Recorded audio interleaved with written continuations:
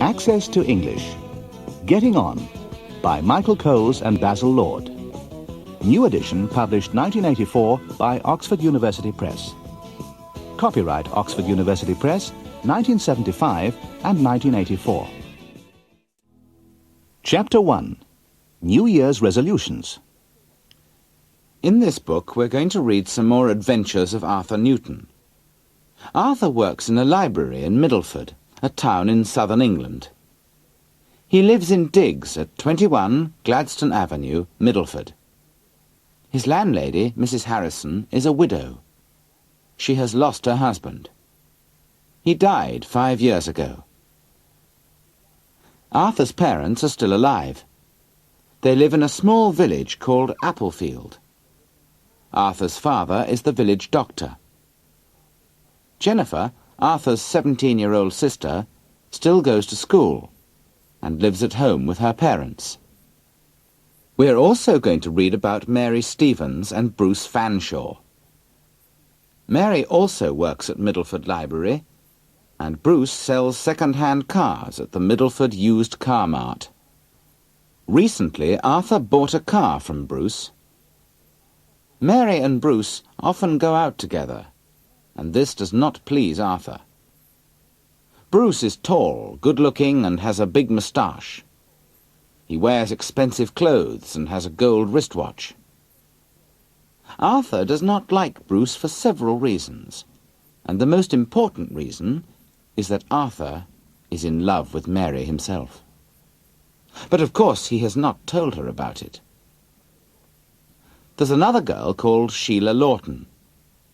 She is very interested in Arthur, but he has not shown much interest in her so far. It is New Year's Day. Arthur is at home with his parents and sister in Applefield. Mrs. Newton is in the kitchen, and Jennifer, Dr. Newton and Arthur are talking together in the living room.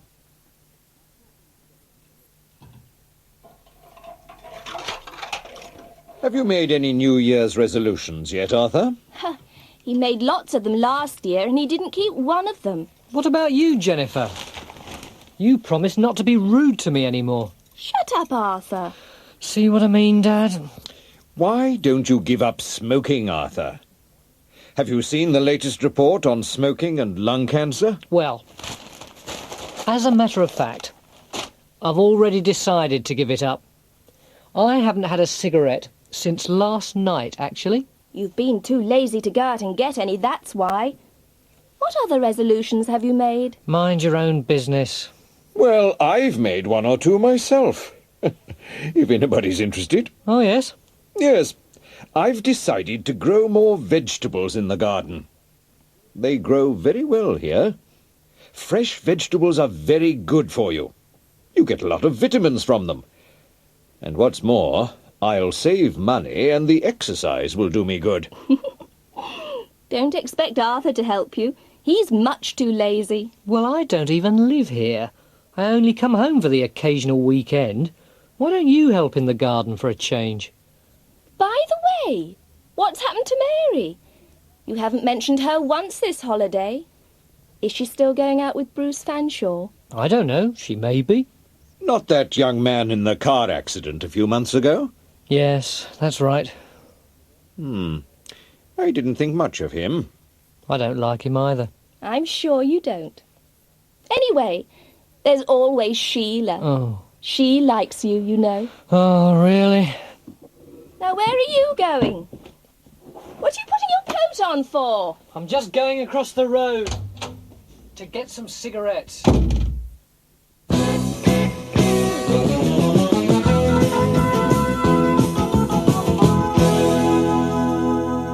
Chapter 2. A New Lodger. The holiday is now over, and Arthur is still a heavy smoker. He arrived back in Middleford on Sunday night, put his car away, and walked into Mrs. Harrison's sitting room. There was a man sitting there. He was short and thin, with old-fashioned glasses. He got up and introduced himself. My name's Smithers, Reginald Smithers. I'm Mrs. Harrison's new lodger. Then Mr. Smithers told Arthur about himself. He was a clerk at the Westland Bank in Middleford High Street. This was Arthur's bank. He was 55 years old and still a bachelor. He came to Middleford from Reading 2 months ago. His first landlady in Middleford was terrible. In fact, she was an old dragon. She said things like, "You mustn't smoke in the bedroom. You mustn't do any washing in the bathroom. You must be in the house by 11 o'clock at night. You mustn't play the radio or make a noise." Then Mrs. Harrison came in with a cup of coffee for Mr. Smithers and one for herself. "Oh, hello, Arthur," She said, "Did you have a good holiday? Shall I make a cup of coffee for you?" You needn't bother about me. replied Arthur. "I'll make you one if you like." Said Mrs. Harrison. "Oh, I'm sorry. Have you introduced yourself to Mr. Smithers?" Yes, we've introduced ourselves. Replied Arthur. Just then the telephone rang. Shall I answer it? Said Arthur. "No, you needn't get up. Said Mrs. Harrison. It's probably for me. I'll go myself." A minute or two later, Mrs. Harrison came back into the room. "I'm afraid that was bad news. She said. My sister in London's ill in hospital. I must go and see her tomorrow evening. I'm afraid that you two must cook for yourselves tomorrow evening. You needn't worry. I'll peel the potatoes and leave you something else to cook. Oh, and will you feed the cat, please?" At work in the library the following day, Arthur told Mary about his holiday with his parents and about Mrs. Harrison's new lodger. He also said, We're going to cook for ourselves this evening. Mrs. Harrison won't be there. She's gone to see her sister in hospital. I'll pop in sometime in the evening if you like. said Mary. Mr. Smithers! Are you in? Yes, I'm upstairs. Shall I come down? If you like, but you needn't come if you're busy. Now, what shall I do first? Here's a note from Mrs. H. It says there are some lamb chops and some frozen peas in the fridge, and the potatoes are in the saucepan on the stove, and the cat's dinner's in another saucepan. Ugh. There you are, Mr. Smithers. Well, will you do the cooking, or shall I? Well, Look, I'll do the cooking, and perhaps you can do the washing up. have you done any cooking before? Yes, I've cooked for myself lots of times. Oh, good. Shall I lay the table? Good idea. Now, I mustn't forget to put salt in the potatoes. Now, where are the matches? Have you got any matches, Mr. Smithers? No, I'm sorry. They're upstairs in my room. Shall I get them for you? Never mind, I've just remembered the stove's electric, not gas, so we don't need any matches. Oh. Now, I'll put the potatoes on, and then I'll put the chops under the grill. Right, that's done. There's the front doorbell. I'll answer it, Mr. Smithers. Hello, Arthur. Oh, hello, Mary. Come in. Are you really cooking for yourself tonight, Arthur? I must see this. How are you getting on? Oh, all right so far, I think. Oh, excuse me. I'm just going upstairs for a minute. It's time for the news. I mustn't miss it. Is that Mr. Smithers? Yes, He's rather shy, isn't he? yes, he doesn't talk much. Now, why don't you go into the sitting room and make yourself at home? Shall I make you a cup of tea or anything? No, I've just had one. Is there anything you want me to do? No, thanks. I'm doing all right by myself. Excuse me. I'm terribly sorry to intrude, but there seems to be a smell of burning. It's coming from the kitchen. Oh, dear. Look at the smoke. Oh, Arthur, you're hopeless. Oh.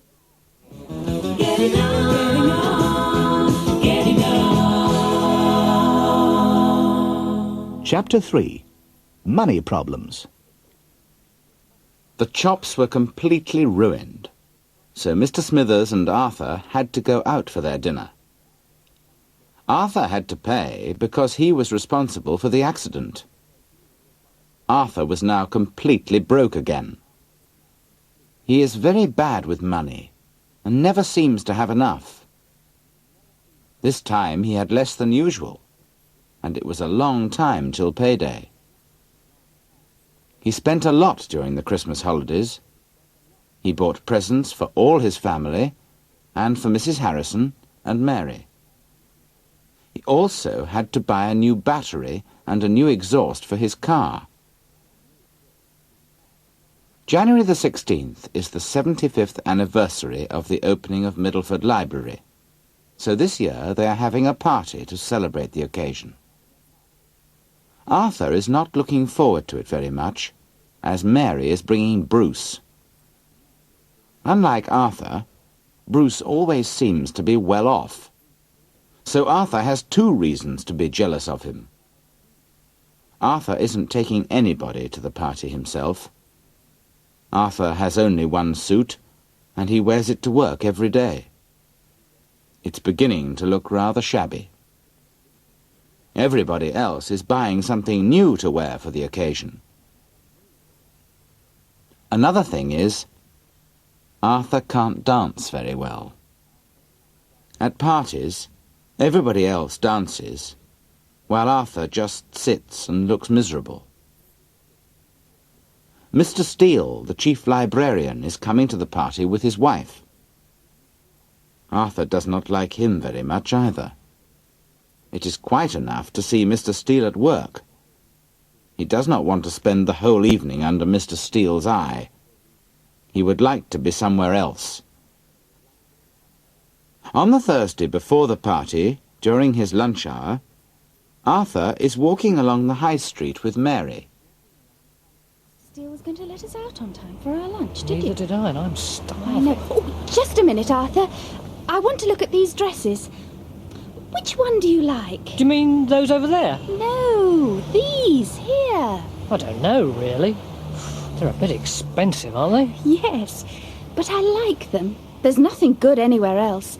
And I've got to have a new dress for the party on Tuesday. Which one shall I get? They both look very nice. Yes, but shall I get the green one or the red one? It's up to you. You must decide. Oh. Are you coming to the party, Arthur? You can bring a friend if you like. I'm bringing Bruce. Oh. Are you bringing anybody? I don't know, really. I haven't thought about it. Shall I bring Mr. Smithers? I can't think of anybody else. Arthur, you are a fool. Why don't you ask Sheila? Who? Sheila. Shall I ask her for you? Yes, if you like. She likes you a lot, actually. Oh, does she? Yes. Don't you like her? Oh, I've just remembered. I've got to go into the bank now. Will you come with me, or shall I see you in the sunny snack bar? No. I think I'll go in and try the red dress on while you're in the bank. OK. See you in a minute, then.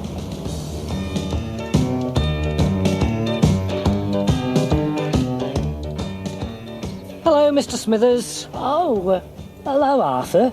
Can I have it all in ones, please? I won't keep you a moment. Why is he going round the back? The manager wants to see you. Oh. Could you step into his office, please?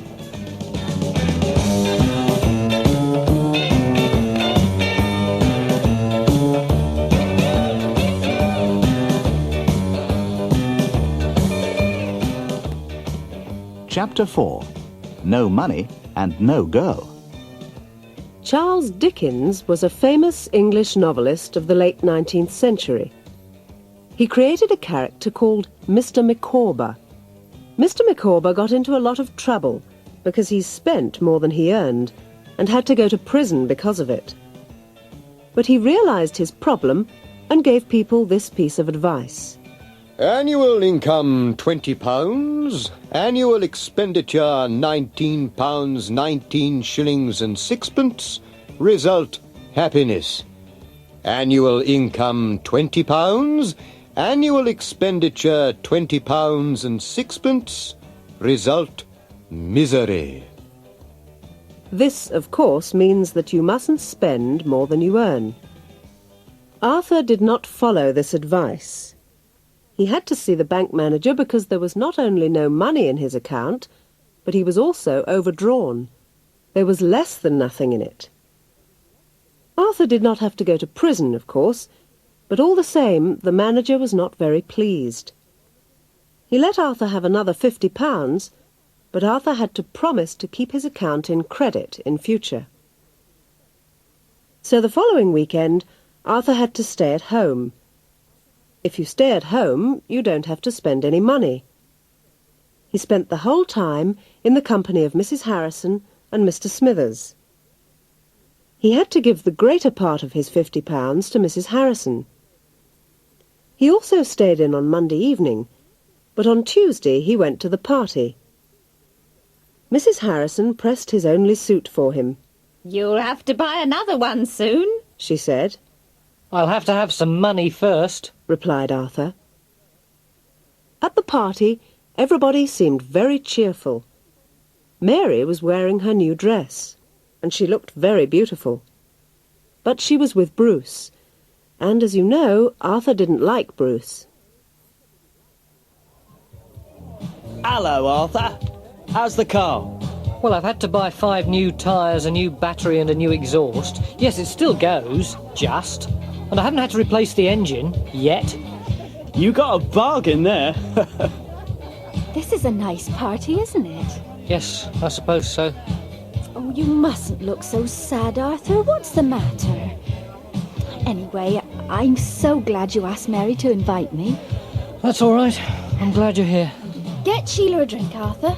Her glass is empty. Yes, of course. There's still some of that punch left. Look, here comes Mrs. Steele. Oh, we'll have to say hello to her. Good evening, Mrs. Steele. Oh. Are you enjoying yourself? Oh, yes, thank you, Miss Stevens. It is Miss Stevens, isn't it?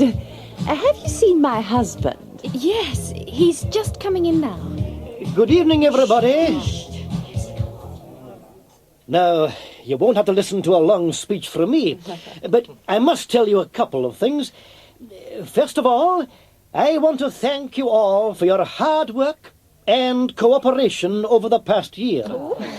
And I don't have to say how pleased I am that our library has now completed 75 very successful years. Now, there are 1 or 2 pieces of information for you. First, we are going to have a new and bigger building sometime later this year. We shall then have better conditions to work in and more staff. Secondly, it's my pleasant duty to tell you something about Miss Stevens, Miss Mary Stevens. She has just announced her engagement to Mr. Bruce Fanshawe. We all hope they'll be very happy together. I didn't know that, did you, Arthur? No, I didn't. Oh, Mary, what a lovely surprise. Raise your glasses, please, and drink to the happy couple. Mary and Bruce. Why did she have to get engaged to him?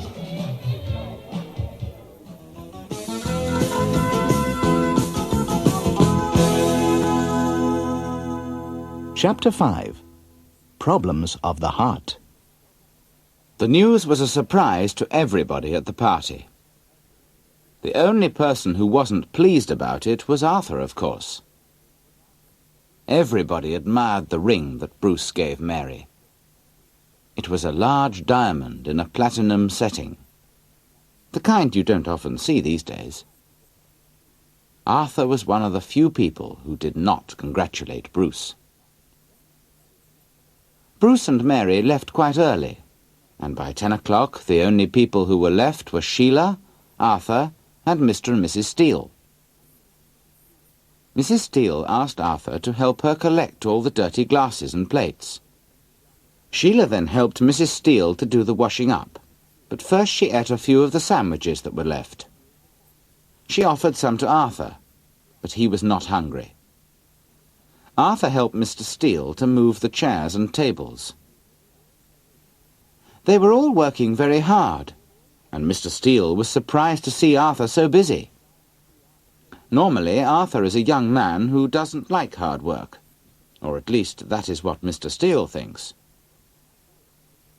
By 10:30, Everything was tidy again, and Mr. Steele thanked Sheila and Arthur for their help and left with his wife. Arthur put the lights out and locked up. Then he helped Sheila put her coat on. What shall we do now, Arthur? She said. Arthur wanted to be alone, so he made an excuse and said, There are some letters I've got to write, actually. I'm terribly sorry, but I really have to do them tonight. I'll drive you home if you like. So they walked to the car park at the back of the library and got into Arthur's car.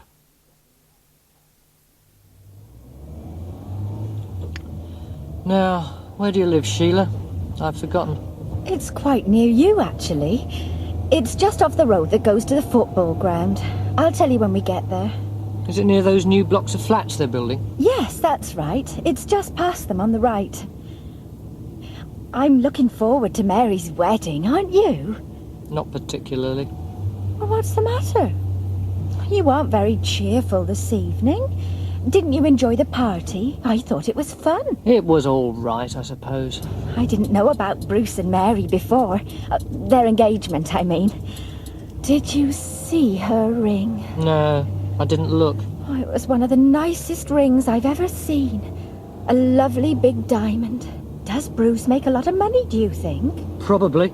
If all the cars he sells are like the one he sold me, I'm not surprised. I think your car's very nice, Arthur. Well, the money I've spent on it, I'm completely broke this month.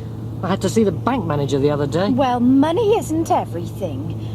And Bruce isn't my type anyway. You're more my type. Honest and serious. Only you look so sad. Do cheer up. What's the matter with you tonight? Well, if you must know, Sheila, I'm rather keen on Mary myself, and I know she won't be happy with that Bruce. Oh, is this your turning, Sheila? Sheila? Why are you crying? Oh, stop the car, Arthur. I want to get out. But we haven't got your... Good night, Arthur. Well, what's the matter with her? Getting on, getting on, getting on, getting on.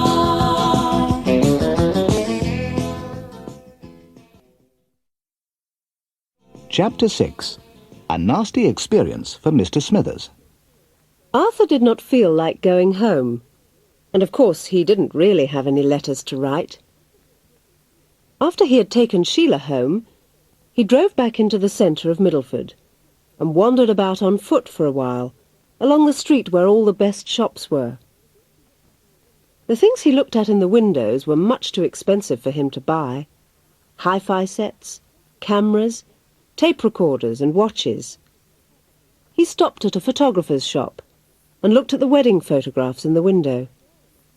There was a girl in one of the photos whose smiling face reminded him of Mary. Arthur felt even more unhappy. Then he walked past the restaurant where he had once seen Mary and Bruce together. Bruce had ordered an expensive meal with a lot of wine. Arthur hadn't even had enough money to pay for his omelette. Bruce had lent him £1 and laughed at him. After that, Arthur walked down to the boathouse, where he and Mary, with Sheila and her brother, had once hired a boat. There were no boats there now because it was the middle of winter. After he had looked at the river for a while, he began to feel cold. So he looked for a place where he could have a cup of coffee, but every cafe in Middleford was closed. He made his way back to the place where he had parked his car, got in, and drove back to 21 Gladstone Avenue. When he had put his car away, he went into the house and heard Mr. Smithers and Mrs. Harrison talking excitedly. Daring bank raid in Middleford. A gang of men with stockings over their heads made a daring raid on the Westland Bank in Middleford High Street at 10 o'clock this morning. Mr. Reginald Smithers, 55, a clerk at the bank, described the incident to our reporter. 5 men, all carrying guns, had made the staff lie on the floor while they opened the safe and stole jewellery worth £30,000 and £50,000 in used banknotes. Good evening. Oh, sorry I'm late, Mrs. Harrison. Hello, Arthur. That's all right. Your supper's in the oven. Do you know, Mr. Smithers had a very nasty experience today. Didn't you, Mr. Smithers? Yes, indeed. Well, go on. Tell Arthur all about it. About what? Well, I'd been at the bank for about an hour when it happened. One of our customers, a lady whose rings we keep in the safe, had just left. Oh, I shall never forget it if I live to be 100. Never. Forget what? Well, there were these 5 men. They had stockings over their heads. Do you mean there was a robbery? Yes, it was terrible. We just received £50,000 for one of the firms whose wages we do. Isn't it shocking, Arthur? Poor Mr. Smithers. He had to lie on the floor. He had his new suit on, too. Oh, dear. What happened then, Mr. Smithers? Well, as I was saying, we just received this money when some men, 5 I think there were, rushed in and pointed their guns at us. Oh, what did they do then? They made us lie down on the floor and took the box the ladies' rings were in. And then they took the keys from the manager and opened the safe. Didn't anybody sound the alarm? No, it all happened so quickly. Did you get a good look at any of the robbers? Well, I only saw one of them. As I said, he had a stocking over his head, but he was tall. He had a moustache and a really expensive gold watch on his wrist. He was the one that took the box the rings were in.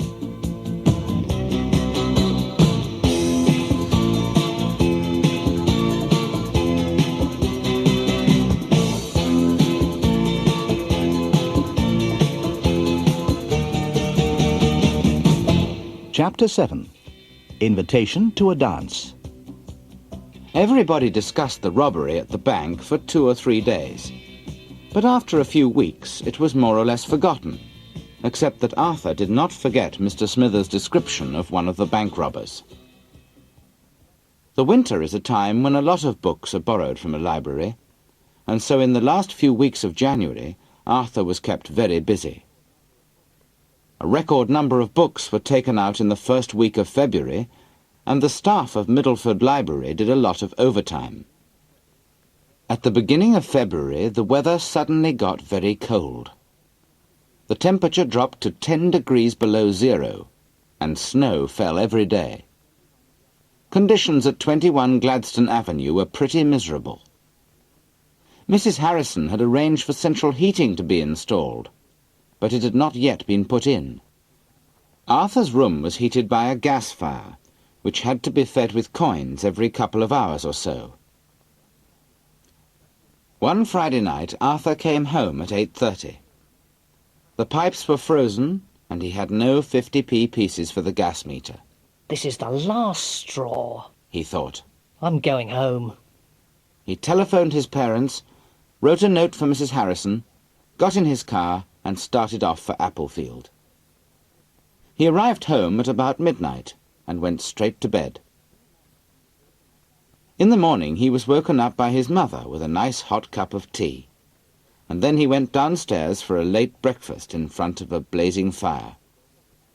His father was already out visiting patients, so he had his breakfast with his mother and Jennifer.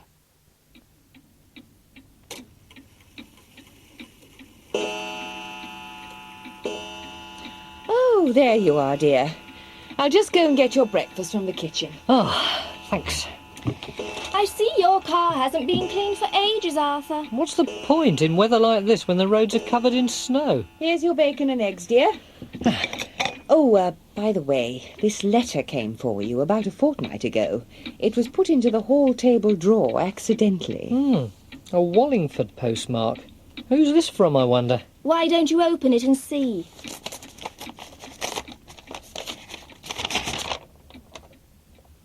The Old Boys Association, St Mark's Grammar School, Wallingford, Berkshire, the 26th of January. A. Newton, Esquire, Pear Tree Cottage, The Green, Applefield, Berkshire. Dear Mr. Newton, as you probably know, the school sports pavilion is being rebuilt after the fire last summer in which the changing rooms were completely destroyed. This is going to cost over £6,000. So the Old Boys Association is holding an informal dance on Saturday the 18th of February in the school hall. Tickets can be bought at the door. The price of a double ticket is £2. Refreshments are included. We hope that this occasion will be supported by as many old boys as possible. Yours sincerely, George Webster, Honorary Secretary, Old Boys Association. Oh, it's only from the Old Boys Association. Dear Mr. Newton, Sports Pavilion, £6,000. Informal dance, Saturday the 18th of February. Yours sincerely, George Webster, Honorary Secretary. Old George. I remember he and I were smoking once behind the gym and were seen by the headmaster. Typical. Saturday the 18th. That's today. What's today? This dance. It's being held in the school hall this evening. I don't think I'll go. Oh, why not, dear? Don't you want to see your old friends? Oh, yes, Arthur, do let's go. I haven't been taken to a dance for ages. I can't dance. At least not very well. Besides, the roads may be frozen. And what's more, I'm a bit broke at the moment. Oh, go on, Arthur, be a sport. I'll treat you. Please, Arthur. Oh, yes, do go, Arthur. Jennifer's got a lovely new dress that hasn't been worn yet. She got it in the January sales in town. It's £2 a ticket. You do realise that, don't you? That's all right, I can afford it. Oh, all right then. We'll go.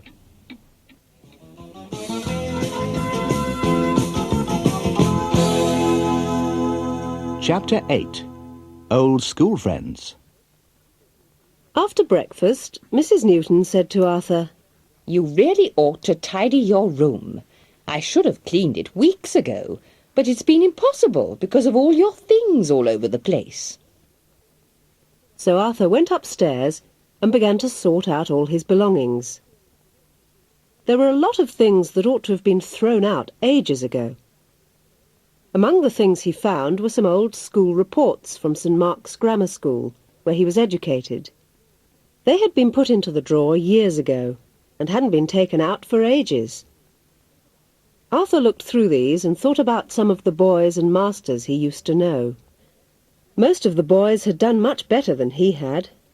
They had all either got good jobs or were studying at university. Arthur hadn't worked very hard, especially in his last 2 years at school. Instead, he used to waste his time, and everybody said he ought to have worked much harder. Unfortunately, he failed his A-level examinations, and his parents were very disappointed. In their opinion, he should have become a doctor like his father.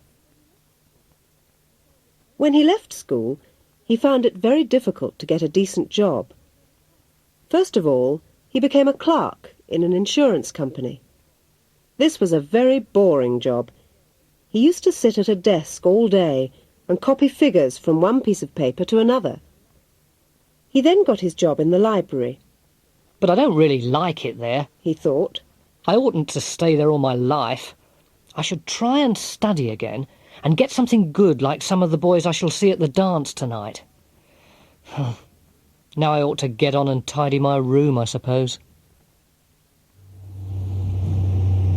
Well, here we are at last.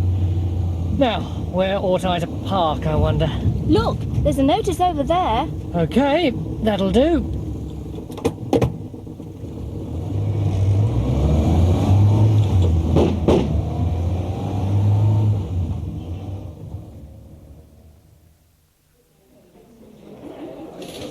Hello, Arthur. Haven't seen you for ages. How are you these days? Oh, all right, I suppose. One double ticket, please, Bill. Here you are, Arthur. That'll be £2. You know the way, I imagine? Who was that? Why didn't you introduce me? Oh, that's Bill Skeffington. He used to be captain of the first 15 in my last year. He always used to make fun of me, actually. Well, in any case, you should have introduced me to him. Oh, are you coming in, then?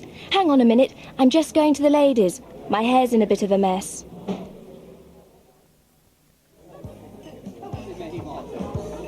Hello, Arthur. I haven't seen you since the last term we were at school together. What are you doing these days? I'm working in a library, actually. What about you, Peter? Well, I finished at Oxford last term, and now I'm doing a postgraduate course in management. I see. What are you going to do after that? Well, I may go into one of the big firms like ICI. Oh, you're jolly lucky. I ought to have gone to university, really. I should have done more work here, I suppose. But it's never too late, you know, Arthur. You shouldn't give up. How old are you now? I shall be 22 next birthday, actually. I wonder. Ah! There you are, Jennifer. This is Peter Knight. Hello, Peter. Hello. Getting on. Chapter 9. Arthur decides to improve himself. Arthur did not enjoy the dance very much. All his friends seemed to be much more successful in life than he was. Jennifer, on the other hand, had a very good time there. She must have danced with almost all of Arthur's old friends. Arthur couldn't dance very well. Besides, he was too shy to invite anyone to dance with him, so he sat and thought about his future. What could he do? He couldn't go to university because he didn't have enough qualifications. Besides, where could he get the money? He did not want to stay at the library. The money was not good enough for him, and he couldn't get promotion without more qualifications. He didn't like Mr. Steele, and Mr. Steele didn't like him. Anyway, the work was not interesting enough. The work in the library was much too boring for him. Until recently, he could bear the job because Mary was there. But he couldn't go out with her again, as she was engaged to Bruce. At work the following Monday, he couldn't do anything right. First of all, he was 20 minutes late for work because he could not start his car. His battery must have been flat again. Then he was rather rude to an old lady who came to borrow a book. His remarks were heard by Mr. Steele, who told him off. Then Arthur said something nasty about Bruce, and Mary got very annoyed with him. Finally, he dropped a pile of books on the floor as Mr. Steele was walking out of his office. As he was going home that evening, he passed Middleford Technical College. He thought to himself, There must be something I could study at evening classes here and get enough qualifications to find another job. So he parked his car in the college car park and went through the revolving doors into the entrance hall. He asked the girl at the inquiry desk about evening courses, and she gave him a prospectus and arranged an appointment for him. Good evening. Could you please tell me the way to the general department? Oh, yes, certainly. Take the lift to the second floor, go right to the end of the corridor, and it's the last door on your left. You can't miss it. Thank you very much.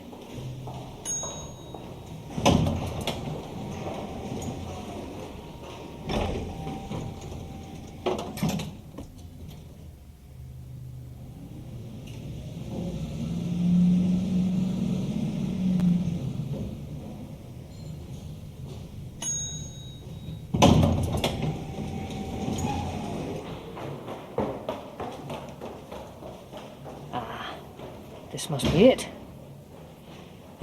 Excuse me, is this the General Department office? Yes, that's right. What can I do for you? Well, I've got an appointment with Mr. Morgan, actually. Oh, you must be Mr. Newton. I'll just see if Mr. Morgan's free. Oh, well, he must have popped out for a few minutes. Would you like to sit down? Ah, this must be him coming now. Mr. Morgan, this is Mr. Newton. Oh, good evening, Mr. Newton. Come in and sit down. Now, what's the problem? Well, it's like this. I really want to take a course in management, but I don't think I've got enough qualifications. You've got O-levels, including English and maths, I suppose? Yes, I passed those and 3 others. I see. What about your A-levels? I'm afraid I failed all of them. I must have been very lazy in my last 2 years at school. Oh, well, that's not so good, but you could take your A-levels again here. There's enough time to take a couple of A-levels in the summer. We've still got some places left. After all, you have tried before. Why not take English and economics? Yes, I did both of them at school. Good. That's settled then. You could then start the management course in September. See my secretary and she'll give you the enrolment form. Well, thank you very much, Mr. Morgan. Good night.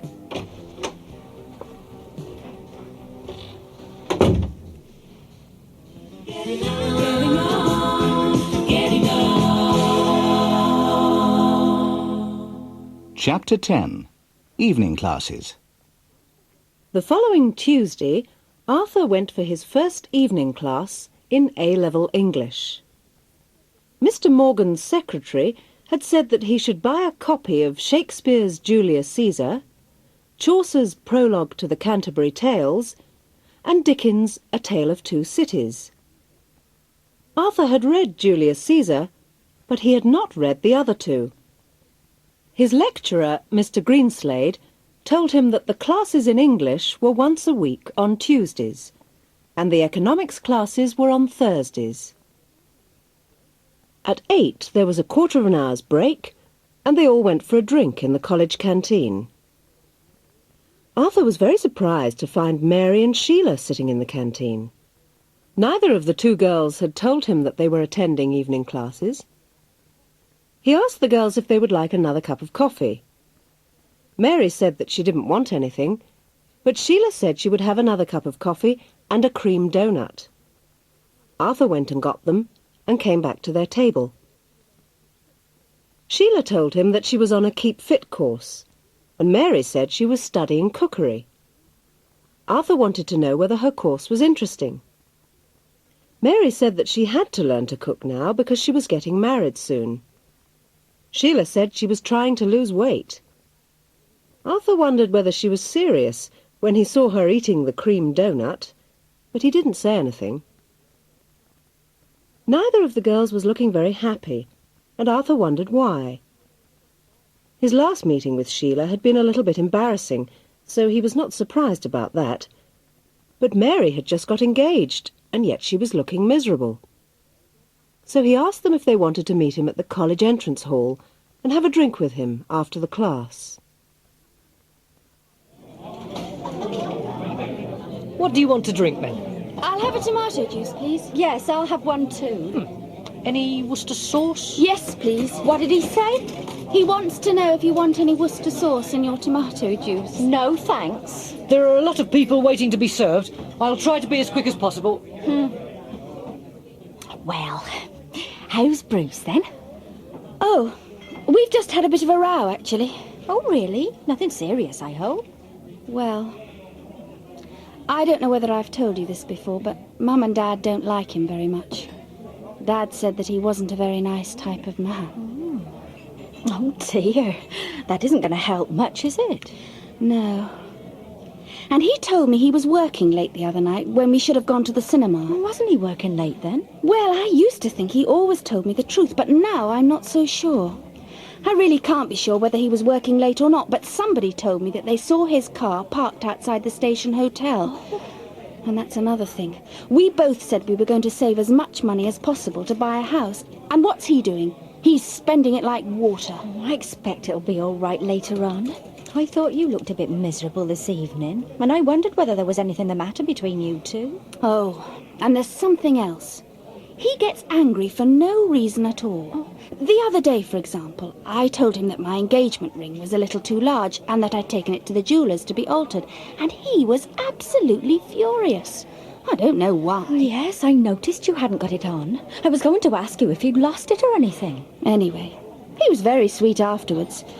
He said he was sorry and bought me some lovely roses. Here you are. Sorry I was so long. Where's Bruce tonight, Mary?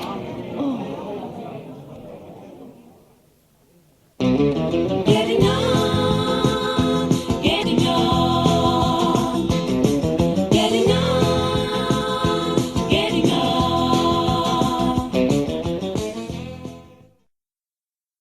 Chapter 11. Arthur on television. One evening, Arthur was sitting in Mrs. Harrison's sitting room, watching a quiz programme on the television. In a quiz programme, members of the public are invited to answer questions on various subjects.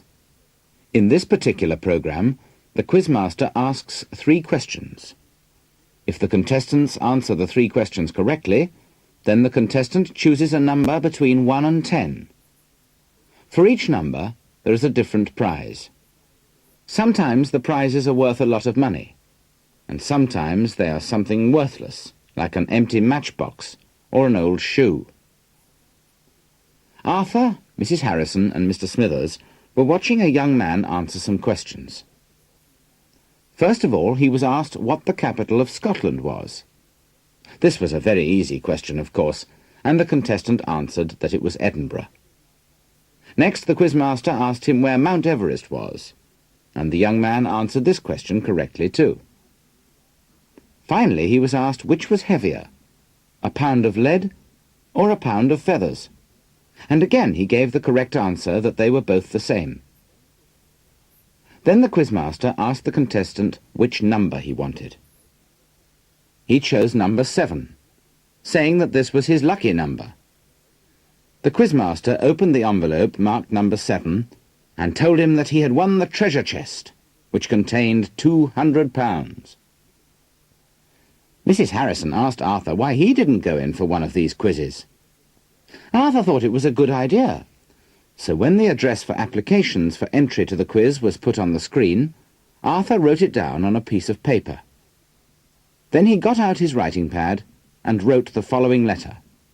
Your choice, Midland Weekend Television, P.O. Box 472 A1, Birmingham 13. Dear Sir, I am interested in taking part in your programme, which I have always watched with great interest. I should very much like to be a contestant on Your Choice, or, if that is not possible, to be a member of the studio audience. Yours faithfully, Arthur Newton. A week or two later, a letter with a Birmingham postmark arrived at 21 Gladstone Avenue. Mrs. Harrison asked Arthur what it was. Arthur opened it and told her that he'd been invited to take part in the quiz the following Friday. Mrs. Harrison asked him if he could go, and he told her that he certainly could. Mr. Smithers, it's 3 minutes to 9. Arthur will be on in a minute. You'll miss him if you don't come now. All right, Mrs. H, I'm coming. If you sit on that chair, Mr. Smithers, you'll see the screen better. You've got your glasses, haven't you? Yes, thank you. Now, which channel is it on? It's ITV, isn't it? Yes, that's right. When you wash your husband's shirts in Sparkle, you'll really see the difference. Sparkle washes whiter and brighter. Good evening, everybody. When you hear the signature tune, it'll be time for Your Choice.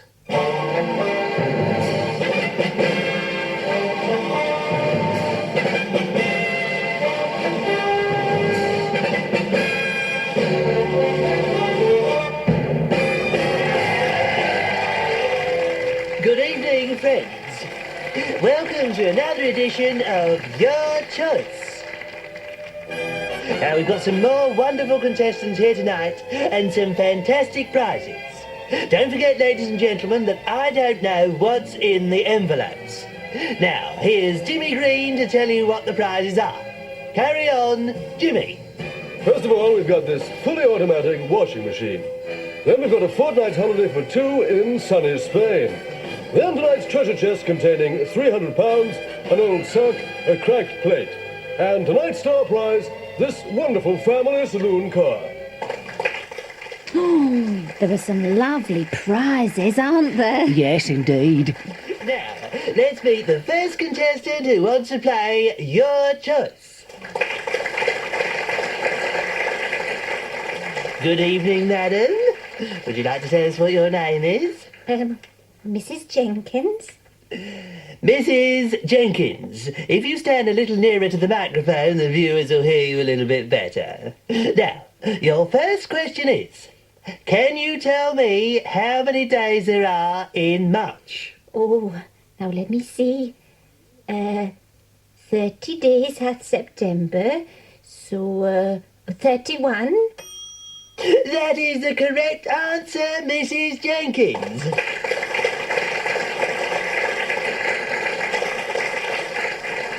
That wasn't difficult, was it? Now, your second question is, can you tell me where the last Olympic Games were held?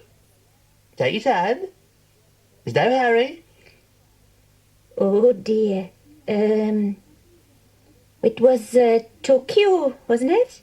Oh, I'm sorry, Mrs. Jenkins. I'm afraid that's the wrong answer. Never mind, here's a £5 consolation prize. Better luck next time. Now, let's bring on the next contestant. Your name, sir? Newton. Arthur Newton. Now, can you tell me for your first question, what is the... Oh, no. The telly's gone wrong again. Oh, dear. Oh, what a pity. Now we shan't know what he's won until he comes home.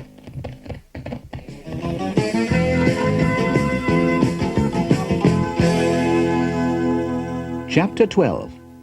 A Man Comes for the Television.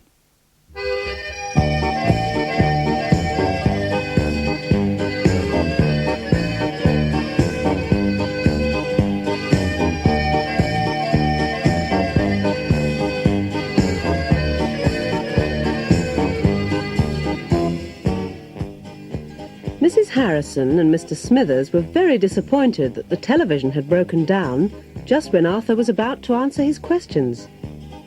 Worst of all, they did not know whether Arthur had won a prize or not, because they were not able to see the programme. So they waited for Arthur to arrive, but he did not come home until 12:30 a.m. When he finally got home, he was able to tell them what had happened in the quiz. First of all, the quizmaster had asked him what the longest river in the world was. Arthur had told him that it was the Nile, and this, of course, was the right answer. Then he was asked what language they spoke in Brazil, and Arthur said that it was Portuguese. Before the quizmaster asked Arthur the last question, he talked to him about his job. He asked Arthur if he was married or if he had a girlfriend. At this question, Arthur wasn't able to say anything. He blushed and became embarrassed. So the quizmaster quickly asked the final question, which was, which English king had 6 wives? Of course, Arthur was able to answer this question. He told the quizmaster and the audience that it was Henry VIII. Then the quizmaster asked Arthur to choose an envelope. He chose number 8. At this point, both Arthur and the audience were very nervous. The quizmaster opened the envelope and read the piece of paper inside. It said that Arthur had won the holiday for 2 on the Costa Brava. The audience clapped and cheered. After this, the television company gave Arthur and the other contestants a dinner, and then Arthur said goodbye and left for home. Arthur drove down the motorway and was home fairly soon. Mrs. Harrison asked him who he was going to take on the free holiday with him. Arthur said that he didn't know. The following morning was Saturday, and Mrs. Harrison rang up the TV repair company and asked them to send a repairman to the house. Arthur told Mrs. Harrison that he would be in. He and Mr. Smithers were having their breakfast when the front doorbell rang. Oh, there's the bell. Will you go, or shall I? I'll do it, Mr. Smithers. I wonder who it is. I've come for the television, sir. Ah, yes. It's in here. When do you think we'll have it back? I want to watch the sport this afternoon. Yes, so do I. Well, I can't say, really. We'll be as quick as we can. Cheerio. Goodbye. Well, I must say they've been very quick. I didn't expect him round so early. Neither did I. Mrs. Harrison only phoned half an hour ago. Well, I hope they do send it back today. Yes. Otherwise, we'll be without the telly for the whole weekend. And I don't want to miss the midnight movie tonight. Neither do I, and nor does Mrs. Harrison. Do you want another cup of tea, Arthur? No, thanks. I must tidy up my bedroom before Mrs. Harrison gets back. Ah, yes, so must I. She doesn't like it if you leave your room in a mess. Oh, my feet do hurt. Oh, hello, Arthur. I see the television man's been. Yes, he came very quickly, actually. That's good. Have you tidied your room? Yes, I have. And so has Mr. Smithers. I've got some chops for your lunch. I like chops. So do I. If they're not burnt. Oh, there's the doorbell. I expect it's the milkman. Can you pay him, Arthur? My purse is over there. Yes, I've got it. Yes. Good morning, sir. Does Mrs. Harrison live here? Yes, that's right. I'm from the Middleford Television Service Company. I've come to repair the TV set. Am I too early? Oh, dear. Arthur? Getting on, getting on. Chapter 13. An emergency visit to the dentist. The first man who came was obviously not from the television repair company. He was a confidence trickster. Mrs. Harrison had said goodbye to her television set forever. She immediately telephoned the police. A very polite and friendly detective, the one who had questioned Mr. Smithers about the bank robbery, came round in about a quarter of an hour. He wanted to know what time the first man had come, what he looked like, and whether Arthur had noticed the number of his van. The detective said that the man had done this trick many times recently. He was well known in Middleford. He often came to houses where there were lodgers after the landlady had gone shopping on a Saturday morning. Mrs. Harrison told him that she'd only been out for about half an hour when he came. She had just gone to the local shops to get her coat cleaned and have her shoes repaired, and to do a little bit of household shopping. Mrs. Harrison was very glad that her television was rented and not her own property. She was going to ask to have a colour set installed soon anyway. When the detective had gone, Mrs. Harrison went out to the television shop to explain what had happened and to order a new colour set. After Mrs. Harrison had gone out again, Arthur made a cup of coffee for himself and Mr. Smithers, and brought them into the living room with some rock cakes that Mrs. Harrison had made the day before. Mr. Smithers remarked that the cakes looked rather hard. Arthur agreed. Mr. Smithers bit his cake and suddenly let out a shout. He had broken one of his front teeth. Mr. Smithers immediately telephoned the dentist and explained to him what had happened. The dentist agreed to see him immediately, so Arthur volunteered to drive Mr. Smithers round to the dentist straight away. Where do I go now, Mr. Smithers? Right or left? Straight on, actually, Arthur. Oh, this tooth hurts. I hope I don't have to have it taken out. It's the next turning on the left, the one-way street.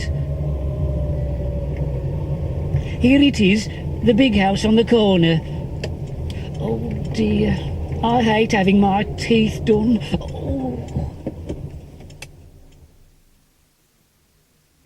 Good morning. It's Mr. Smithers, isn't it? Mr. Mackenzie's just gone out for a moment. He won't be long. Would you like to go into the waiting room? Thank you very much. Oh. Never mind, Mr. Smithers. It'll soon be over. Mr. Mackenzie will see you now. Would you like to come this way?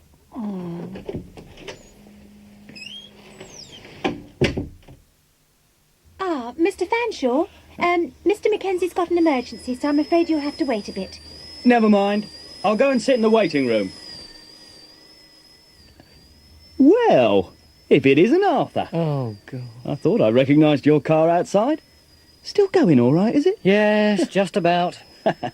Going to have your teeth done, are you? No, actually, I'm just waiting for a friend. Your girlfriend Sheila, eh? Very funny. Now, Arthur. Don't get annoyed. I was only joking. Have you been to this chap before? No, I have my teeth done by old Pearson. I expect Mackenzie's too expensive for you, anyway. Perhaps. Especially when I have to get my car repaired every week. Oh, no need to be offensive, Arthur. Anyway, the way you drive, I'm not surprised. Oh, shut up. Now, don't forget, it's only a temporary filling, Mr. Smithers.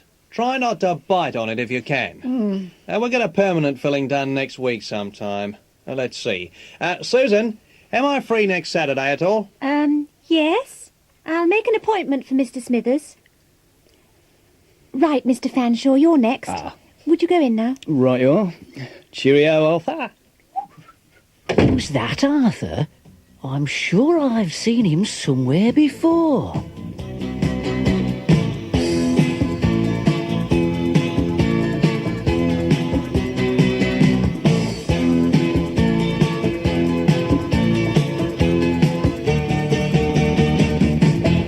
Chapter 14. Mary is upset. The following Monday, Arthur got up early for a change. He looked out of his bedroom window and saw the sun shining brightly. If it were like this every morning, he thought, I'd get up at 6 o'clock. While he was eating his breakfast, he kept on looking out of the window and thinking, if I didn't have to go to work this morning, it would be really great to go to the coast and sit in the sun. And if Mary were my girlfriend instead of Bruce's, she would come with me. But unfortunately, Arthur had to go to work. So he set off half an hour earlier than usual and arrived at the library before anybody else. The next to come was Mr. Steele, who thought, this must be a miracle. Arthur is actually the first here. If he came as early as this every morning, he'd get a lot more work done. Arthur began to get on with his work, and by 9:30 he had finished all the postcards he had to write. A little later he looked at his watch and saw it was 9:45. Mary had still not arrived. He wondered whether she was ill or if she had taken the day off. But Mr. Steele came in and asked him if he knew where Mary was. If she were ill, she would telephone, he said. It's not like her. She's usually the first to arrive. Arthur said that he had no idea where Mary was. He hadn't seen her since last Friday. But at that moment the door opened and there was Mary. She was looking very pale and tired. She apologized to Mr. Steele and explained that she had been awake most of the night. She hadn't got to sleep until 5 in the morning and had consequently overslept. Mr. Steele was very kind and suggested that she should take the day off. She thanked him and said she would stay, but she hardly said a word for the rest of the morning. Arthur, on the other hand, was feeling cheerful, so at 1 o'clock he suggested to Mary that they should go and have lunch together at the sunny snack bar, and she agreed. Let's not sit here, Mary. It's rather hot, isn't it? If we sit over there, we'll be in the shade. Oh, all right. If you like, Arthur. What's the matter with you today? You don't look very cheerful. Do you feel all right? As a matter of fact, I'm a bit fed up, actually. Oh, why is that, then? Oh, it doesn't matter. You wouldn't be interested if I told you. Suit yourself. By the way, I saw Bruce on Saturday. Oh. What's the matter? Don't cry. Here, do you want to borrow my handkerchief? Oh, thank you. I'm sorry to be so boring. It's just that I haven't seen Bruce for the whole weekend. Oh, dear. Where did you see him? We'd arranged to meet for lunch on Saturday. He didn't turn up, and I haven't seen him since. Well, I saw him at the dentist's at about 11:30. Oh, did you? Well, I just can't understand it. I telephoned him hundreds of times, but there was no reply. Oh, I shouldn't worry if I were you. There's probably quite a simple explanation. Yes, I suppose so. Look, here's our lunch. Would you like some sauce? Well, thank you, Arthur. You've cheered me up quite a lot. Look, I've just got to go to the jeweller's next door to get my ring back. If I wait until this evening, the shop will be closed. Would you mind if I came with you? No, not at all. Good afternoon, madam. Can I help you? Yes, I brought my ring in to have it repaired last week. You said it'd be ready by Monday. Here's the ticket. Ah, yes, madam. Would you wait just a minute, please?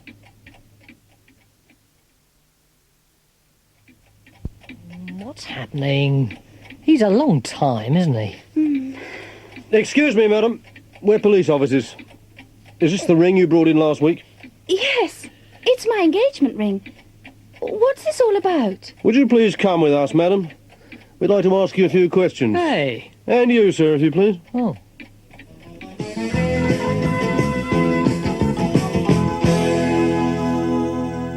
Chapter 15. At the police station. Mary and Arthur had to get into the detective's car and drive to Middleford police station. There they were taken into separate rooms and were asked a great many questions. The police asked Mary once more where she had got the ring, and she explained that she'd been given it as an engagement ring by Bruce. The police were very interested in Bruce, and they asked her when she had seen him last and where he lived. She told them his address, but said that she hadn't been able to contact him all weekend. They then told her that the ring that she'd been given was one of the rings that had been stolen in the recent robbery at the Westland Bank in Middleford. They asked her if she had a photograph of Bruce, and she told them she had, and the police asked her if she would give it to them. Then they told her not to leave Middleford. They asked her if she would mind having her fingerprints taken, and she told them she had nothing to hide and agreed. As soon as they arrived, Arthur asked if he could telephone Mr. Steele at the library to tell him that both he and Mary would be late back from lunch and that they were helping the police with their inquiries. He was told by the inspector that the sergeant would phone Mr. Steele. The police asked Arthur if he knew Bruce, and he said that he did. They then asked him when he'd last seen him, and he told them it was at the dentist's on Saturday, and that he was with Mr. Smithers, who thought he'd seen Bruce somewhere before. When the police asked who Mr. Smithers was, and Arthur told them he was a clerk at the Westland Bank in Middleford, the police immediately went round to the bank and brought Mr. Smithers to the station. When Mr. Smithers was shown Bruce's photo, he told the police that he recognized the man he had seen at the dentist's. He also told them that one of the bank robbers had had a moustache and a gold watch just like Bruce's. After a couple of hours, they were all allowed to leave. Mr. Smithers went back to the bank, and Mary and Arthur returned to the library. Ah, you're back at last. Would you mind telling me what all this is about? This afternoon's been terrible. Oh, Arthur, could you explain to Mr. Steele what's happened? I'm much too upset. Would you excuse me for a moment, Mr. Steele? All right, off you go, but don't be too long. Now, Arthur, what's the trouble? Well, it's all rather extraordinary, Mr. Steele. We'd just had lunch at the Sunny Snack Bar, and Mary wanted to go to the jeweller's to collect her engagement ring. Mm-hmm. It appears that it's one of the rings that was stolen from the bank the other day. Well, bless my soul. Yes, and it looks as if Bruce Fanshaw's a crook. Oh, dear. Poor Mary. Perhaps she'd better go home. I suppose we could manage without her. Here she is now. Look, Arthur has told me more or less everything, Mary. I expect you're feeling a bit upset. Would you like to take the rest of the afternoon off? Thank you very much, Mr. Steele, but I think I'd rather stay here, if you don't mind. Mm-hmm. I'd only feel miserable by myself at home. Well, just as you like. Are you sure you don't want to go home? Yes, quite sure, thank you, Mr. Steele. If I do some work, it'll take my mind off my problems. All right, then. Ah, that's the phone ringing. I must get back to my office. Well, you've been very understanding, Arthur. Thanks very much. Oh, that's nothing, Mary. Well, one thing's sure. If Bruce Fanshawe were the last man on earth, I'd have nothing more to do with him. Thank God I found out now. Oh, dear. Look, there's a big queue at the counter. I'd better go and look after them. But I tell you what, why don't we go to the pictures this evening? It'll help you to forget. Oh, that's a marvellous idea. I'd love to. Getting on, getting on, getting on, getting on. Chapter 16. An arrest is made. That evening, an article appeared in the evening paper. Have you seen this man?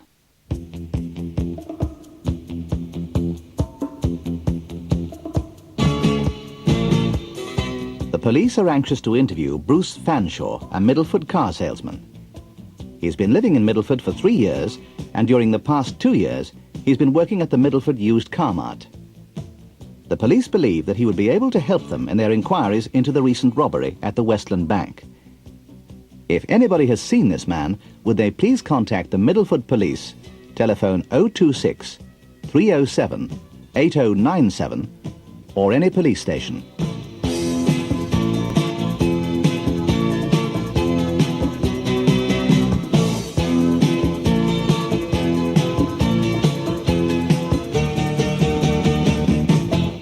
For the next few weeks, Arthur saw Mary quite a lot. Not only in the library, but also in the evenings and at weekends. Mary was trying to forget all about Bruce, but of course this was difficult for her. She had been thinking quite a lot about him. She had been impressed by his money, his sports car, and his generosity, but she hadn't realized what sort of man he really was, or what he had been doing when he wasn't with her. He had actually been robbing banks and mixing with other criminals. She thought she had been behaving like an idiot. And none of her family had ever liked Bruce. Arthur was very sorry to see that Mary was so miserable, but he was glad, of course, that the engagement was over. One evening, about 3 weeks after the drama at the police station, Arthur had been studying at the technical college. He had been working very hard for the last few weeks at his English and economics. In a few weeks he would be taking his A-level examinations. He had been going out with Mary most evenings and weekends, but he had been staying up late, reading and learning. On this particular evening, Arthur did not see Mary, but went straight home from his class to Mrs. Harrison's. She now had a colour television set, and she and Mr. Smithers had been watching it since dinner, when Arthur came in. Oh, hello, Arthur. Sit down, dear. You do look tired. We've been watching a lovely programme on the telly. It was all about holidays in Spain. Have you been thinking about who you're going to take with you on your free holiday? Well, not really. Good evening, Mr. Smithers. Hello. Would you like to have your dinner on a tray in here? Oh, yes, please. That'd be lovely. All right. I'll just go and get it. Well, what have you been learning about tonight, Arthur? Well, we've been doing economics this evening. I must say it's rather difficult. Oh, I had to do that years ago for my banking exams. I can't say I liked it very much either. When are your exams? In just under a month, actually. Then I suppose you've been hard at it recently. Yes, I've been going to bed late most nights. Here's your dinner, Arthur. It's fish and chips. Thanks very much. Oh, have you got any tomato sauce? Oh, dear. No, I'm sorry. I've been meaning to get some all week, but I keep on forgetting. Oh, well, never mind. It's nearly 10 o'clock. Time for the news. Do you mind if I turn the TV up? No, carry on.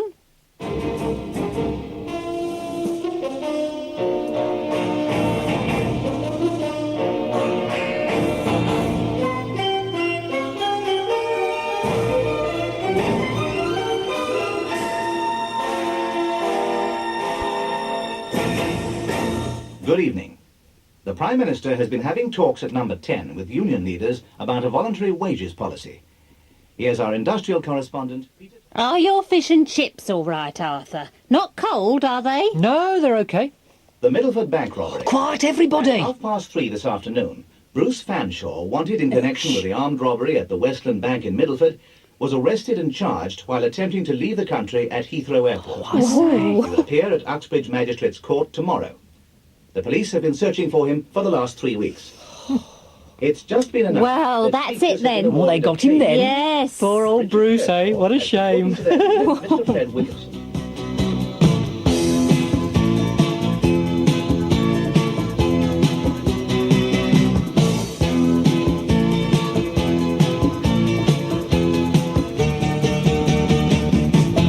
Chapter 17. The Trial. During the next few weeks, the newspapers were full of the case of Bruce and the bank robbery. First, he was brought before the magistrates' court and charged with armed robbery together with 4 other men. The court was so full that many people were turned away and could not get into the court. Westland bank robbery. Fanshawe, Brown, Elkins. James and Robinson in court. Uxbridge Magistrates' Court was packed this morning when Bruce Stewart Fanshawe, car salesman, 31, of Middleford, Alfred Henry Brown, unemployed, 29, of no fixed address, Charles Edward Elkins, company director, 45, of Didcot, Peter Brian James, van driver, 27, of Middleford, William David Robinson, unemployed, 19, of Middleford, were all charged with armed robbery at the Westland Bank, Middleford, on the 3rd of January. The case against Fanshawe was taken first. Evidence of arrest was given by Chief Inspector Stacey of Middleford CID. Reginald Smithers, bank clerk, gave evidence that he recognised the accused, Fanshawe, as one of the men who had held up the bank staff at gunpoint. Mary Stevens, Fanshawe's former fiancée, gave evidence that she had been given a ring by Fanshawe, later identified as one of the items taken from the Westland Bank. Mr. Smithers enjoyed giving evidence very much.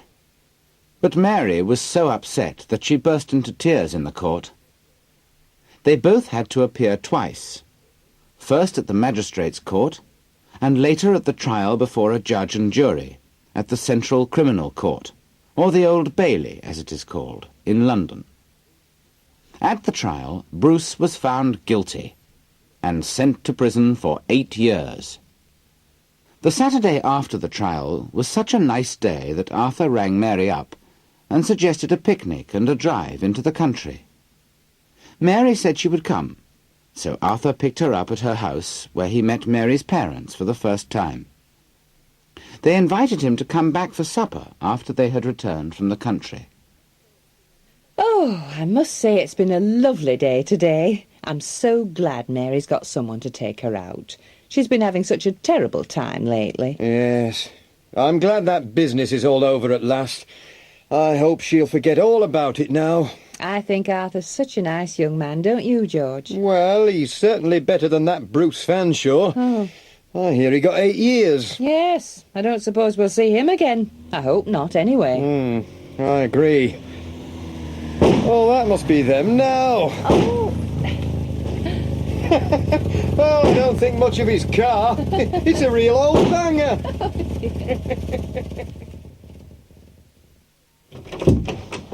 Hello! We've had such a lovely time, haven't we, Arthur? Yes, we went to the Cotswolds. Oh, yes. What were the roads like? Well, we kept off the main roads and we didn't meet much traffic. Well, dinner's nearly ready. Perhaps you could give me a hand in the kitchen, Mary. George, why don't you offer Arthur a drink? What would you like, Arthur? Sherry? That'd do fine. Oh, just a small one, please. I'm driving later on. I see Bruce Fanshawe got 8 years. I can't say I'm sorry. I never liked him. I don't understand what Mary saw in him. I didn't like him either. I got that car of mine from him, and I've had no end of trouble with it. I think I'll sell it and buy a better one. I don't think you get much for it if you did. Come on, you two. Dinner's ready.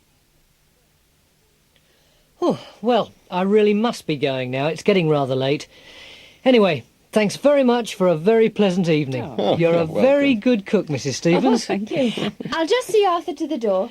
Well, good night, everybody, and thanks again. Oh, it's getting late. I'll just go and put the car away, I think. Well, Mary, I think I'm for bed. Let's leave the washing up till the morning. After all, it is Sunday tomorrow. Yes, I'm rather tired myself. Oh, Mother, we had such a lovely day. It's funny. I used to think Arthur was such a bore. Do you really like him then, dear? Yes, I do. I think I love him, actually. This time I think it's the real thing. Getting on, getting on. Chapter 18. Midsummer Fair. During the next week, the weather got warmer and warmer, and the evenings became lighter and lighter. One day after work, Arthur asked Mary to come to Middleford Midsummer Fair with him. This fair is held annually every third week in June on Middleford Common, a large open space to the east of the town centre. When Arthur and Mary arrived, the common was crowded with thousands of people enjoying themselves on the roundabouts, dodgem cars, the Big Dipper, and all the amusements generally found at a fair. Arthur and Mary walked past the caravans parked round the outside of the common and stopped at a stall selling hot dogs and hamburgers. They each bought a hot dog and walked to the middle of the fairground, eating their hot dogs and looking at all the stalls. They stopped at a shooting gallery, where they were given a rifle loaded with darts.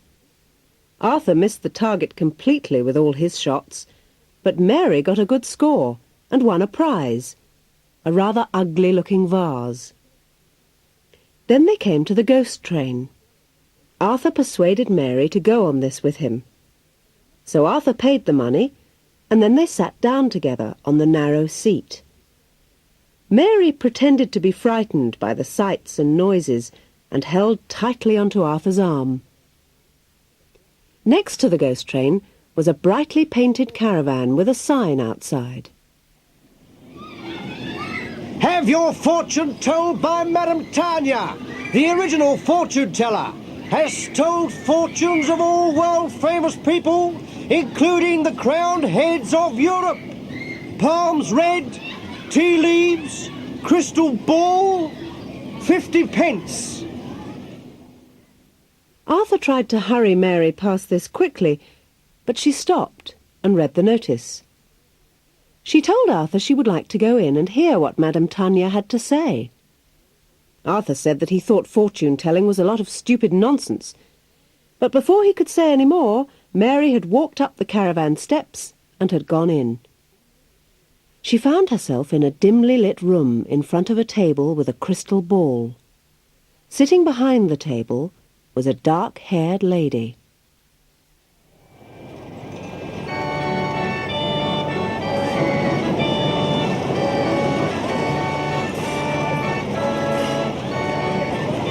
Come in, my dear, and sit down. Oh, you are a pretty young lady, aren't you?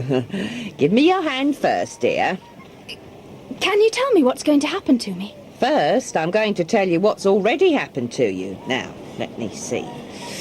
You're an only child. You've got no brothers or sisters, am I right? Yes, that's right. How did you know? Ah, we gypsies have the power, you know. Now, I see books. Thousands of books in a large building, a library, perhaps. That's fantastic. Oh, dear. I see a tall, fair-haired man with a moustache in another large building. Not a library this time. I don't know what kind of building. It's very ugly. There are many uniformed men in it. Now, what's the matter, dear? Oh, I understand. A broken romance. Can't you tell me about my future? Ah, now that's in the crystal ball.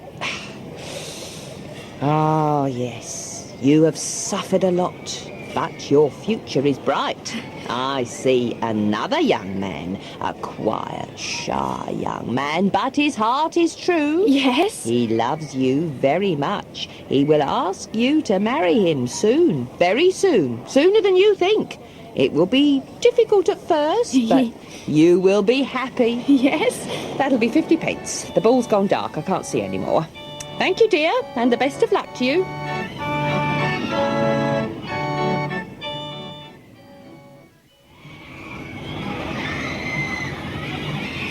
That was a waste of money, I bet. No, she was fantastic. Why don't you have your fortune told, Arthur? Oh, don't be silly. I've got better things to spend my money on. I don't know how you can believe in such rubbish. It's not rubbish, Arthur. Of course it is. Don't be stupid. Arthur, don't talk to me like that. Oh, Mary. You know I didn't mean it. You know I love you. Arthur, do you really? You know I do. I've loved you ever since I first met you at the library. Mary? Hmm? Will you marry me? Oh.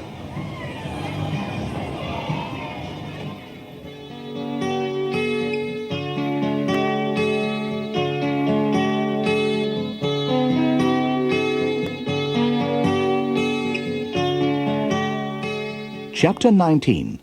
Engaged to be married. Mary was delighted. The fortune teller had told her that she would get a proposal very soon. How right she was. Of course she accepted, and it was a very happy couple that left the fair that evening.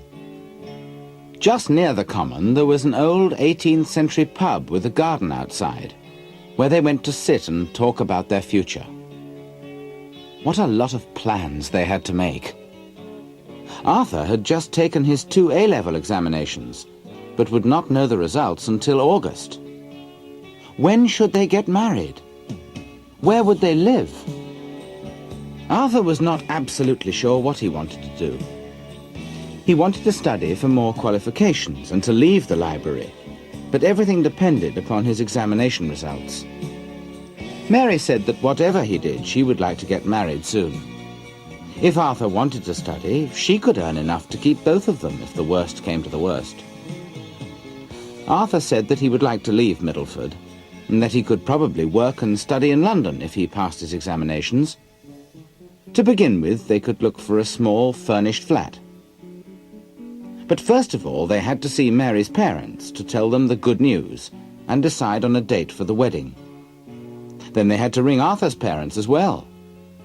What a surprise it would be for Jennifer that Arthur was going to marry Mary. Then there was the honeymoon. It was lucky that Arthur had won the holiday for 2 on the Costa Brava in the TV contest, especially as Arthur did not have very much money. He told her that he would not be able to buy her such an expensive engagement ring as the one Bruce had given her. Mary said that she would rather do without an engagement ring and spend the money on something more useful. When they had finished their drink, they got into Arthur's old car and drove towards Mary's home. How nervous Arthur felt as Mary turned the key in the lock and pushed him through the front door.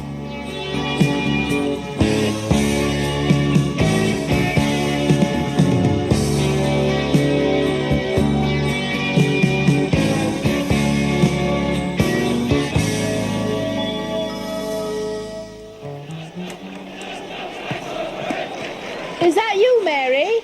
Oh, how nice. You've got Arthur with you. Hello, Arthur. Dad, Mother, we've got something to... Look, love, could it wait for a bit? This match is nearly over. I've been looking forward to it all week. Oh, George, really? You and your football? I don't know what you see in it. Anyway, Arthur's here. Oh, hello, Arthur. Sit down. Oh, you idiot. Not you, Arthur. Noble, I mean. He gave it away. Oh, it's the European Cup Winners' Cup, isn't it? Hey. The semi-final. What's the score? Are we winning? No, there's no score so far. It'll go into extra time if they don't score pretty soon. Arthur! Hang on a bit, Mary. It's nearly over. Yeah, here, help yourself to a beer, Arthur. Oh, thanks. Oh, these men. What children they are. Between White and Short. Now he passes for Higgins. He's on his own now. He's beaten Miller. And he's scored! What a magnificent goal! Really good. And it's all over. The referee's blown the final whistle. Spurs have won, and they go through to the final in Amsterdam next week. Well, that's it. What a damn good match. Fantastic. What a pity you missed most of it, Arthur. Well, what have you two been doing with yourselves? Been to the fair, have you? Yes, we have, haven't we, Mary? This is a nice glass of beer. What sort is it? Oh, it's... Arthur. Oh, yes, that is... Well, Mary and I were at the fair this evening, and Mary said, that is, I said... What on earth are you talking about, my boy? Oh, look here, your glass is empty. Have some more. Oh, I'd better get some more from the fridge. Well, Mrs. Stevens, the long and the short of it is, to put it in a nutshell, really. Oh, Arthur, you're hopeless. Mum, this evening Arthur asked me to marry him, and I said yes. Oh, Mary! Oh, how wonderful! I am delighted. Here you are, Arthur. Here's your beer. You know, I didn't think we were going to win at one stage. Well, what on earth's the matter with you all?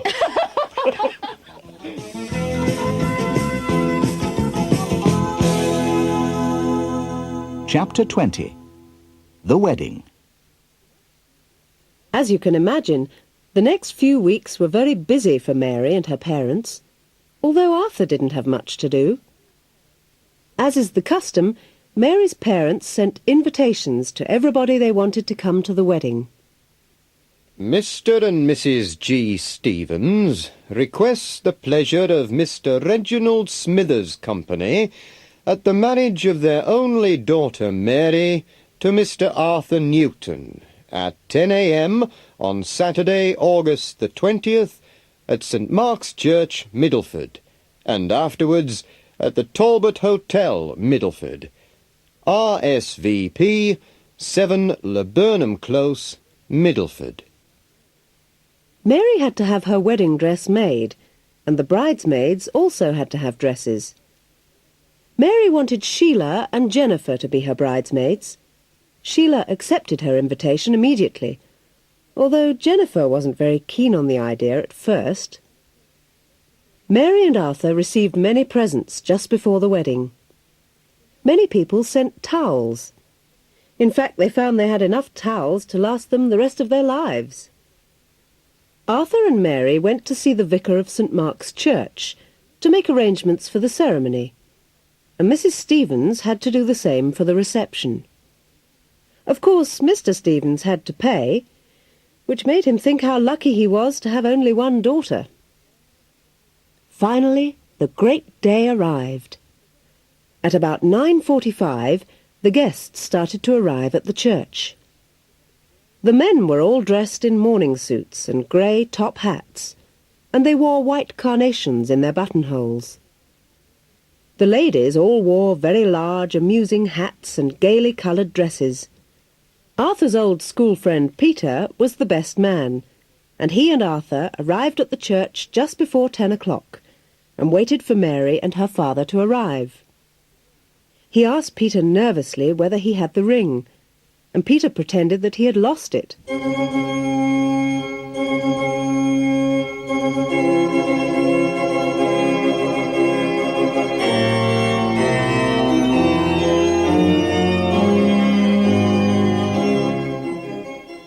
At last the church organ began to play, and in came Mary on her father's arm, followed by Jennifer and Sheila. Then followed the ceremony, after which photographs of the bride and bridegroom with the bridesmaids and families were taken outside the church. Cars then took everybody to the Talbot Hotel for the reception.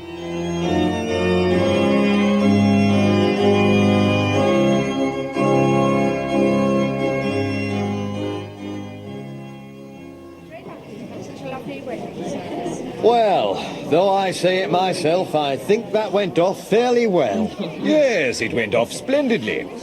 I bet it cost you a fair bit, though. Oh, you can say that again. I'll be coming round to your bank tomorrow, Mr. Smithers. I hope your manager's in a good mood. Well, I don't know, I'm sure, Mr. Stevens. I suppose it could be my turn next. Jennifer's growing up. Yes. Where's your wife, Mr. Stevens? Oh, she's gone off to help Mary get ready. Arthur and Mary will be off in a minute. They've got to be at the airport by 3. Oh, have they? I'd better go and say goodbye to Arthur, hadn't I? I say, you two, look at that extraordinary woman over there. Have you ever seen such a ridiculous hat? Which one do you mean? That one over there by the door. That's my mother, actually. Do have a sandwich, girls. Arthur's going to miss my cooking. I wonder if that Mary can cook. Yes. I don't know how he'll manage. Ah, there you are, Arthur. You'll be off in a minute, I suppose? Yes, that's right. We're just waiting for the taxi to get here. Well, we'll miss you too at the library. The mornings won't be the same. I suppose not, Mr. Steele. Oh, here's Mary. Hello, darling. Hello, Mr. Steele. We'll send you a postcard from Spain. Come on, Arthur. We'd better go. The taxi's here. Goodbye, everybody. Goodbye. Goodbye, Mary. Bye. Best of luck. Bye. Best of luck, Arthur. Getting on, getting on, getting on, getting on. That's the end of Access to English, Getting On, by Michael Coles and Basil Lord. New edition published 1984 by Oxford University Press. Copyright Oxford University Press, 1975 and 1984.